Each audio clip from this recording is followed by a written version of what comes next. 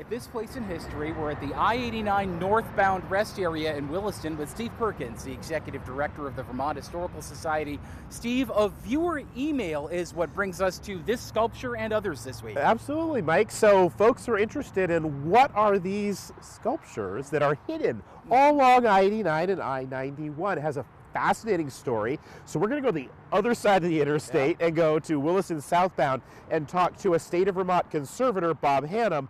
It started in 1968. Our professor from UVM, Paul Aschenbach, decided to bring sculptors from around the world together, and it was part of this movement called the Sculpture Symposium. Okay. Every year, basically, there's been a sculpture symposium somewhere in the world. 1968 and 71, two of them were here. What I found fascinating was the interest in pairing the symposium between the artists and industry. 68 was marble, down in Proctor.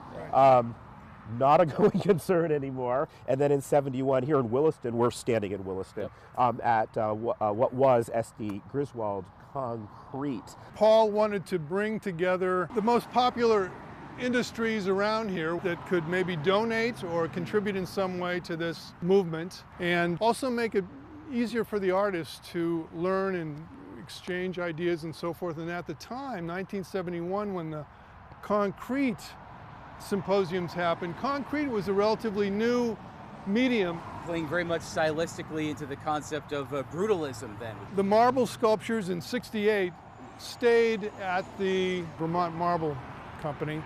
When the 71 sculptures were done, there were no museums that were really large enough locally to take them. An idea grew somewhere, we're not sure where, to place them along the rest areas. And 50 years later, they're forests, so that half of these sculptures, you can't find them unless you're looking for them. There was a big worry that they were just going to be lost. In fact, one unfortunately was destroyed, but there's some plans afoot to make them more accessible. I happen to have a company that does art restoration of contemporary sculpture, and COVID stopped my work. I approached the state curator, David Sheets. He said, we've got these sculptures along the highway, half of them we don't even know where they are.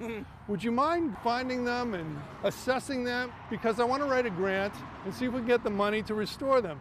Sure enough, he got that grant from the federal government, $400,000 to clean and repair all of these 16 sculptures, and plus that one you mentioned that was destroyed, to recreate that one. Wonderful. Okay. And in the meantime, we found one of the marble sculptures that was never placed along the highway for some reason. That's another mystery we haven't solved yet. So we have 18 sculptures now. Okay.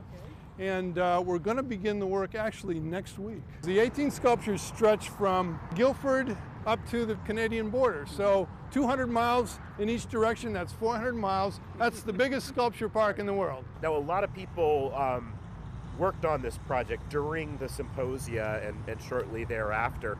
If somebody worked on it and want to get a hold of you, how would they do that? I have a website, artsmanagementservices.org. The pieces in the world's largest sculpture park are being restored at this place in history.